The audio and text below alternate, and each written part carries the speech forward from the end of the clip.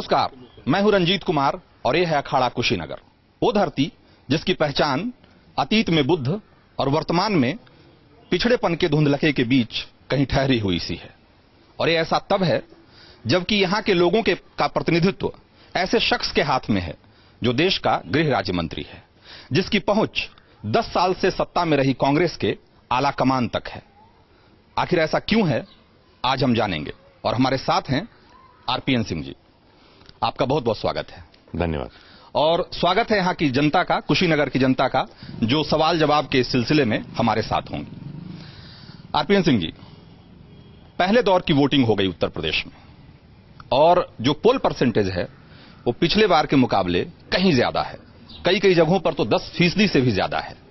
क्या इस सरकार के खिलाफ, केंद्र सरकार के खिलाफ गुस्से का इजहार है? क्या ये एंटी इनकम्बेंसी वोटिंग है? नहीं, मैं ये नहीं मानता हूं कि वोट बढ़ने से कोई एंटी इनकम्बेंसी नहीं होती है। लोग ऑल अवेयर हो रहे हैं, नौजवान तमाम लोग इच्छुक हैं राजनीति में हिस्सा लेने के लिए, इसलिए नौजवान आगे आकर बहुत बड़ी संख्या में अपना वोट डाल रहे हैं। तो मैं समझ सकता हूं वो एक बहुत कारण है। और लोग आज जागरूक हुए हैं प्रजातंत्र की तरफ से, और जो इलेक्शन कमीशन के माध्यम से बिल्कुल कोई गड़बड़ी अब बूथों पर नहीं होती है, तमाम उन्होंने अच्छे कार्य किए हैं, उसके वजह से भी लोगों को बड़े सहूलियत से अपना वोट डालने को मिलता है। वो भी एक बहुत कारण रहा है जिसके लिए ज्यादा से ज्यादा तादाद में लोग जाके अपना वोट डाल रहे हैं। क्या आप ये कह रहे हैं कि ये सांप्रदायिक ध्रुवीकरण की वजह से ये वोटिंग परसेंटेज नहीं बढ़ा है?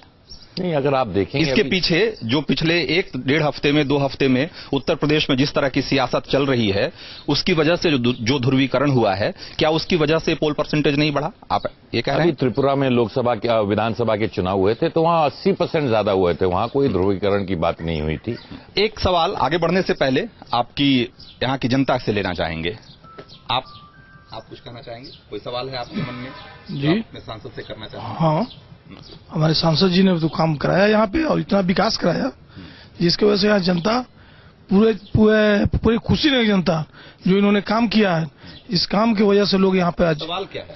सवाल, आप कोई सवाल करना चाहते हैं इनसे? जी। आप बताइए। माननीय मंत्री जी ने बहुत विकास किया है कुशीनगर की जनता को।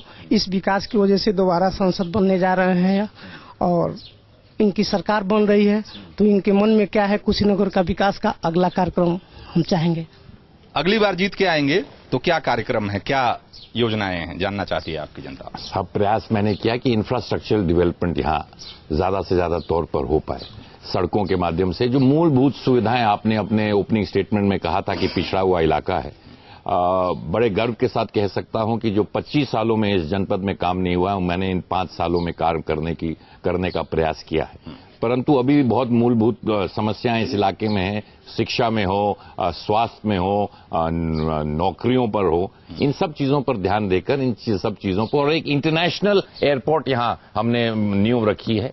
उस इंटरनेशनल एयरपोर्ट के आने से यहां तमाम लोगों को, कई सालों से बन रहा है और बिल्कुल नहीं बन रहा है। पहले बार केंद्र सरकार ने स्वीकृति दी है रंजीत कुमार जी, और पहले बार उस जमीन को भी लिया गया है। सपनों में सब पूरा विकास हो सकता है, मूल चीजों पर हमने काम किया है, सपनों के आधार पर हमने काम नहीं किया। हाल के दिनों में आपने अभी खबर आई कि अमित शाह और आजम खान पर चुनाव आयोग ने बैन लगा दिया उनकी रैलियों पे। क्या आप मानते हैं कि जो बैन लगाया गया वो सही है? क्योंकि दोनों ही पार्टियां कह रही है कि जो बैन लगाया गया है, जो प्रतिबंध लगाया गया है, वो गलत है। देखिए, मैं समझ सकता हूं राजनीति में जिस तरह के आजकल नेता लोग भाषण कर रहे हैं, बड़े अफसोस की बात होती है। इलेक्शन 3 महीने पहले अगर आपने देखा होगा तो विकास की बड़ी चर्चा थी और विकास ही एक मुद्दा इस इलेक्शन में रहेगा। बड़े अफसोस के साथ कहना चाहता हूं कि एक मॉडल दिखाया गया कि ये विकास का मॉडल होगा।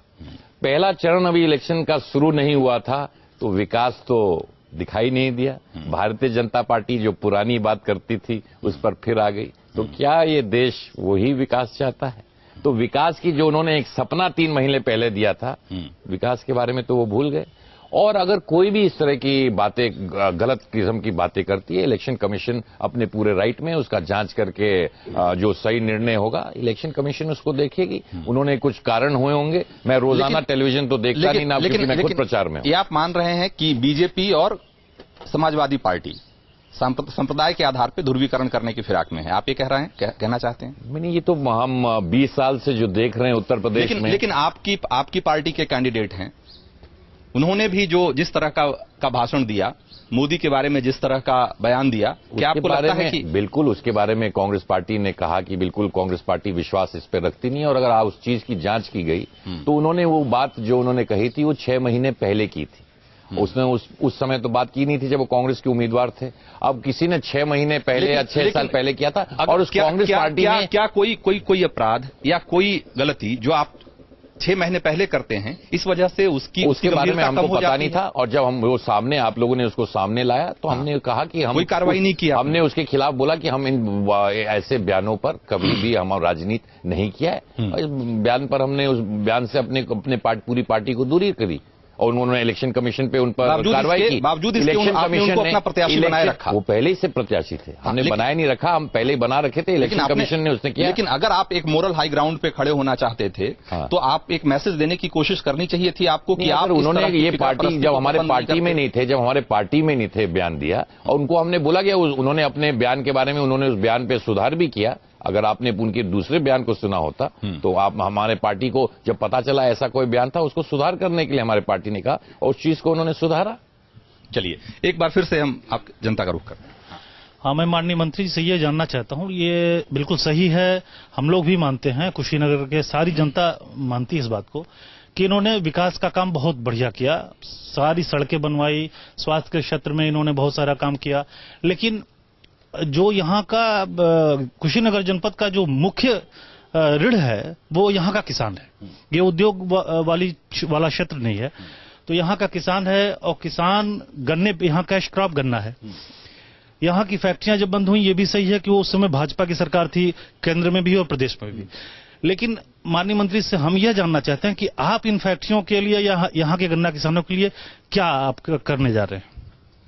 अब तक क्या किया और क्या करेंगे, आगे क्या करेंगे? देखिए, किसानों के लिए हमेशा इस इलाके के लिए राजनीति से हट के भी मेरे परिवार ने हमेशा न किसानों को आगे बढ़ाने का प्रयास इस इलाके में किया है। 1920 में 3 चीनी फैक्ट्रियां इस जनपद में मेरे परिवार ने लगाने की बात करी, वो पडरौना फैक्ट्री हो, कटकुइयां हो या खड्डा फैक्ट्री हो। परिवार के हाथ से 1970 में निकल गई। उसके बाद इसको तमाम बाकी मिनिस्ट्रीज ने ली। दुर्भाग्यपूर्ण स्थिति है, एक जमाना ये हुआ होता था कांग्रेस के जमाने में 14 फैक्ट्रियां जनपद, जब पुराना हमारा जनपद देवरिया था, पिछले 20 सालों में जब से गैर कांग्रेस सरकारें आई हैं तमाम चीनी फैक्ट्रियां बंद हुई।